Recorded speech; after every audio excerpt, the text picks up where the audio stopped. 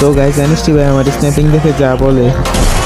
আমার সামনে এই যে প্লেয়ারটা দেখতে পাচ্ছ এটা কিন্তু একটা হ্যাকার, কিন্তু তার আগে এখানে কিন্তু আমি এনিমির সাথে ফাইট করতেছিলাম আর এখানে কিন্তু আমার অলরেডি 35 কিল হয়ে গেছে। এন্ড এদের সাথে ফাইট করতে করতে কিন্তু এখানে একটা হ্যাকারও চলে আসে। তারপর এখানে আমি আবারও রিভাইভে চলে আসি। তারপর এখানে আমি একটা এনিমিকে থমসন দিয়ে নক করি এন্ড একজনকে ডোমেনের মধ্যে নিয়ে যাই। এন্ড এখানে আমি এই এনিমিটাকেও ডাউন করে দেই। এন্ড এটা কিন্তু সে হ্যাকারটা। নাইস একারে ডাউন ওরে এন্ড সে হ্যাকারের স্কোরটা কিন্তু আবারও রিভাইভে চলে আসে। এন্ড একটা প্লেয়ারকে কিন্তু এখানে আমি হাওয়াতে নক করে দিই এন্ড তার কিছুক্ষণ পরে কিন্তু এখানে আমি আরেকটা প্লেয়ারকেও ডাউন করে দেই। এন্ড এরপর কিন্তু তাদের জনপ্রসার এখানে তাদের আবারও রিভাইভ দিয়ে দেয়। তারপর কি হয় তোমরা নিজেরাই দেখো।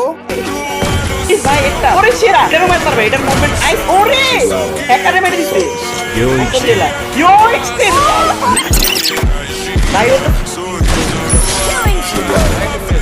ওরে শিল ভাই ভাই তো গাইস এর থেকে কি বোঝা গেল যে ওরা মারলে প্রো আর আমরা মারলে হ্যাকার। তো আমি যে জায়গায় স্নাইপার নিলে আমার টিমমেটরা আমাকে গালি দিতে দিতে শেষ করে ফেলায়। সিএসএ হোক বিআর হোক আমার হাতে স্নাইপার দেখছে মানে বলে কি তুই বড় ম্যাচে আমাদের সাথে আর খেলিস না, এরকম বলে আমার গালি দেয় আমার টিমমেটরা আমার ফ্রেন্ড সার্কেল। আমার ইচ্ছা আছে একটা স্নাইপার প্লেয়ার হয়, এখানে তো দেখি আমার খেতাব দিয়ে দিচ্ছে হ্যাকারের।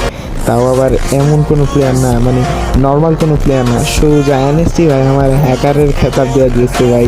মুন্না টেনকে দিলেও গায়ে ভাই আমি এটা ইয়া করতাম না, মানে এনএসটি ভাই আমার হ্যাকার বলে দিছে ভাই আমি হ্যাকার আজকে থেকে।